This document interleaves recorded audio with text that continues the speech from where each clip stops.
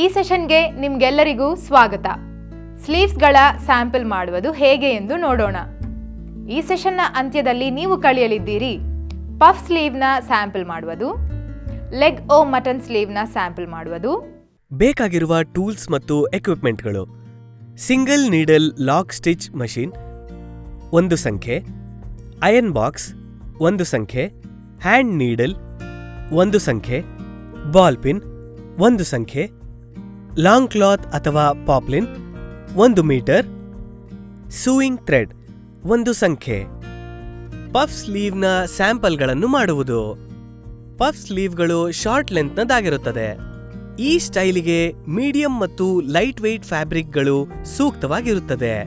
ಮೊದಲನೇ ಟೈಪ್ನಲ್ಲಿ ಟಾಪ್ ಮತ್ತು ಬಾಟಮ್ ಎರಡೂ ಕಡೆ ಗ್ಯಾದರ್ಗಳು ಫಾರ್ಮ್ ಆಗಿರುತ್ತವೆ. ಎರಡನೇ ಟೈಪ್ನಲ್ಲಿ ಗ್ಯಾದರ್ಗಳು ಕೇವಲ ಬಾಟಮ್ನಲ್ಲಿ ಫಾರ್ಮ್ ಆಗಿರುತ್ತವೆ. ಮೂರನೇ ಸ್ಟೈಲ್ನಲ್ಲಿ ಟಾಪ್ ಎಂಡ್ನಲ್ಲಿ ಗ್ಯಾದರ್ಗಳು ಇರುತ್ತವೆ.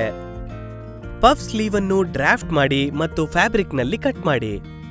ಪಫ್ ಸ್ಲೀವ್ ಪಫ್ಗಾಗಿ 0.0 ಇಂದ 0.1 = ಸ್ಲೀವ್ ಲೆಂತ್ ಪ್ಲಸ್ 67 ಸೆಂಟಿಮೀಟರ್.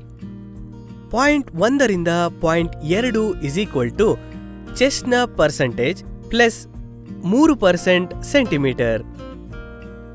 0.2 ರಿಂದ 0.3 = 0.1 ರಿಂದ 0.2 ಅರ್ಧ ಲೆಸ್ ಪರ್ಸೆಂಟೇಜ್ ಸೆಂಟಿಮೀಟರ್. ಒಂದು ಸ್ಟ್ರೈಟ್ ಲೈನ್ನೊಂದಿಗೆ 0.3 ಮತ್ತು 0.0 ಅನ್ನು ಜಾಯಿನ್ ಮಾಡಿ. 0.4 ರಿಂದ 0.2 = 272 ಸೆಂಟಿಮೀಟರ್. 0.5 ರಿಂದ 0.3 = 0.4 ರಿಂದ 0.0 ಮೂರನೇ ಒಂದು ಭಾಗ. ಅಪ್ಪರ್ ಸ್ಲೀವ್ ಶೇಪ್ನಲ್ಲಿ 2 ರೋಗಳ ಈಸ್ ಸ್ಟಿಚ್ಗಳನ್ನು ಮಾಡಿಕೊಳ್ಳಿ.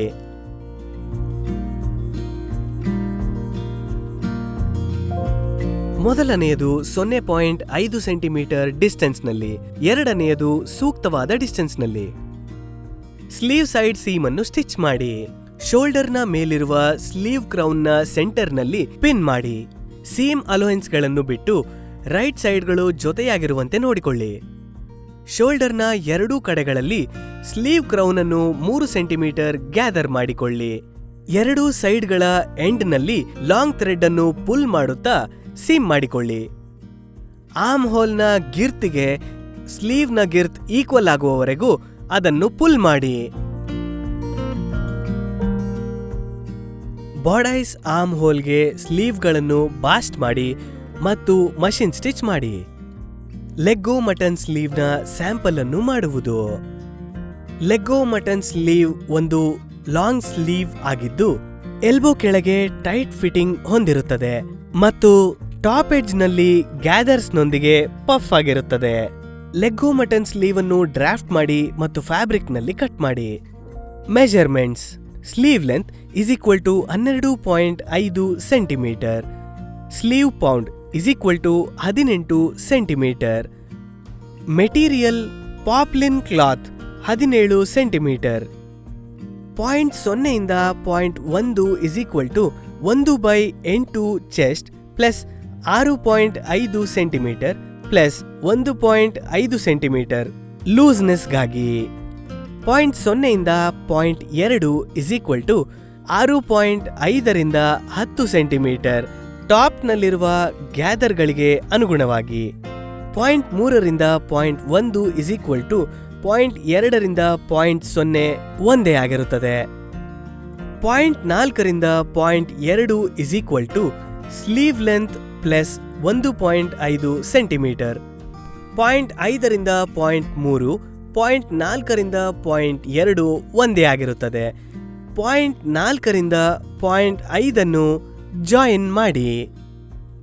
0.6 ರಿಂದ 0.3 = 1/8 ಚೆಸ್ಟ್. 0.7 ರಿಂದ 0.0 = 4 ಸೆಂಟಿಮೀಟರ್. 0.6, 0.9, 0.7, 0.0 ಮತ್ತು 0.6, 0.10, 0.11, 0.0 ಅನ್ನು ಶೇಪ್ ಮಾಡಿ. .12ರಿಂದ .5 2.5 ಸೆಂಟಿಮೀಟರ್. .6 ಮತ್ತು .12ರನ್ನು ಜಾಯಿನ್ ಮಾಡಿ.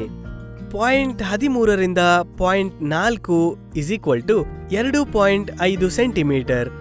.12 ಮತ್ತು .13ರನ್ನು ಜಾಯಿನ್ ಮಾಡಿ ಮತ್ತು ಶೇಪ್ ಮಾಡಿ.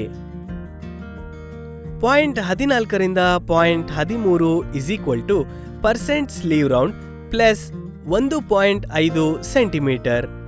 .13ನೇ ಡಾರ್ಟ್ನಲ್ಲಿ ಇರುವ .10ರಿಂದ .12ರ ಡಿಸ್ಟೆನ್ಸ್ ಅನ್ನು ಸಪ್ರೆಸ್ ಮಾಡಿ. .12ರಿಂದ .6ರ ಇನ್ಲೆಗಳಲ್ಲಿ 2 ಸೆಂಟಿಮೀಟರ್ ಬಿಡಿ. ಬಾಡಿಗಳ ಶೋಲ್ಡರ್ ಸೀಮ್ ಹಾಗೂ ಸೈಡ್ ಸೀಮ್ ಅನ್ನು ಸ್ಟಿಚ್ ಮಾಡಿ.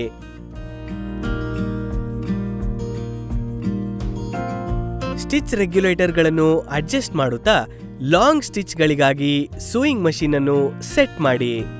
ಸ್ಲೀವ್ ಎಡ್ಜ್ಗಳ ಟಾಪ್ನಲ್ಲಿ ಲಾರ್ಜ್ ಮಷೀನ್ ಸ್ಟಿಚ್ಗಳ ರೋ ಅನ್ನು ವರ್ಕ್ ಮಾಡಿ. ಗ್ಯಾದರ್ಗಳನ್ನು ಫಾರ್ಮ್ ಮಾಡಲು 2 ಎಂಡ್ಗಳಲ್ಲಿ ಪ್ರಿಪೇರ್ ಆಗಿರುವ ಫಾರ್ಮ್ಡ್ ಸ್ಟಿಚ್ಗಳನ್ನು ಪುಲ್ ಮಾಡಿ. ಸ್ಲೀವ್ ಬಾಟಮ್ನ 3 ಅಥವಾ 5 ಡಾರ್ಟ್ಗಳನ್ನು ಸ್ಟಿಚ್ ಮಾಡುವಂತೆ ನೋಡಿಕೊಳ್ಳಿ. ಸ್ಲೀವ್ನ ಲೆಂತ್ನ ಅವಶ್ಯಕತೆಗೆ ಬಯಾಸ್ ಸ್ಟ್ರಿಪ್ ಅನ್ನು ಪ್ರಿಪೇರ್ ಮಾಡಿ ಮತ್ತು ಅದರ ವಿಡ್ತ್ 2 ಸೆಂಟಿಮೀಟರ್ ಇರುವಂತೆ ನೋಡಿಕೊಳ್ಳಿ. ಸ್ಲೀವ್ನ ಲೋವರ್ ಎಡ್ಜ್ನ ರೈಟ್ ಸೈಡ್ಗೆ ಬರುವಂತೆ ಬಯಾಸ್ ಪೀಸ್ನ ರೈಟ್ ಸೈಡ್ ಅನ್ನು ಇಟ್ಟುಕೊಂಡು ಅದಕ್ಕೆ ಮಷಿನ್ ಸ್ಟಿಚ್ ಮಾಡಿ. ಬಯಾಸ್ ಬ್ಯಾಂಡ್ನ ಅದರ್ ಸೈಡ್ಗೆ 5 ಸೆಂಟಿಮೀಟರ್ ಫೋಲ್ಡ್ ಮಾಡಿ ಮತ್ತು ಆ ಫೋಲ್ಡೆಡ್ ಎಡ್ಜ್ ಅನ್ನು ಸ್ಲೀವ್ನ ರಾಂಗ್ ಸೈಡ್ ತನ್ನಿ. ಇದು ಲಾರ್ಜ್ ರನ್ನಿಂಗ್ ಸ್ಟಿಚ್ನ ರೋ ಅನ್ನು ಕವರ್ ಮಾಡುವ ಹಾಗಿರಲಿ. ಸ್ಲೀವ್ನ ಫೋಲ್ಡೆಡ್ ಎಡ್ಜ್ ಅನ್ನು ರಾಂಗ್ ಸೈಡ್ ನಲ್ಲಿ ಹೆಮ್ ಮಾಡಿ. ಸ್ಲೀವ್ ರೌಂಡ್ ಮತ್ತು ಆರ್ಮ್ ಹೋಲ್ ಅನ್ನು ಮೆಜರ್ ಮಾಡಿ. ಸ್ಲೀವ್ನ ಸೈಡ್ ಸೀಮ್ ಅನ್ನು ಸ್ಟಿಚ್ ಮಾಡಿ. ರೀಕ್ಯಾಪ್: ಈ ಸೆಷನ್ನಲ್ಲಿ ನಾವು ಕಲಿತಿದ್ದು ಪಫ್ ಸ್ಲೀವ್ನ ಸ್ಯಾಂಪಲ್ ಮಾಡುವುದು, ಲೆಗ್ ಓ ಮಟನ್ ಸ್ಲೀವ್ನ ಸ್ಯಾಂಪಲ್ ಮಾಡುವುದು. ಈ ಸೆಷನ್ನ ಎಲ್ಲ ಕಾನ್ಸೆಪ್ಟ್ಗಳು ನಿಮಗೆ ಅರ್ಥವಾಗಿದೆ ಎಂದು ಭಾವಿಸುತ್ತಿದ್ದೇವೆ. ಹೊಸ ಕಾನ್ಸೆಪ್ಟ್ನೊಂದಿಗೆ ಮುಂದಿನ ಸೆಷನ್ನಲ್ಲಿ ಭೇಟಿಯಾಗೋಣ. ಧನ್ಯವಾದ.